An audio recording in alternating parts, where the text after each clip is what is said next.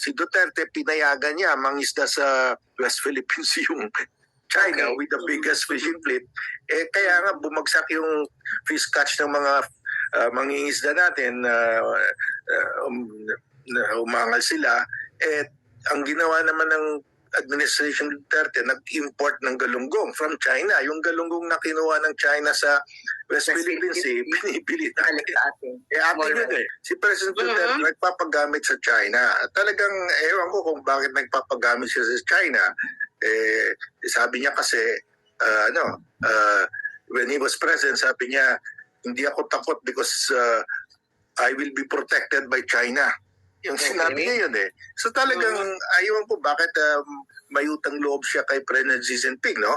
Well, we should learn the lesson. Sinabi ng China, we have 25 billion for President Duterte, loans and investments. Walang dumating eh, less than 5% eh. Linoko lang siya. In the meantime, pinayagan niyo yung China to fish sa West Philippine Sea. Wala namang nakuha siya eh. So, pangluloko lang yun. Hirap ngayon ng China because they have unemployment. Ang taas ang unemployment ngayon. Pagsak ang export nila.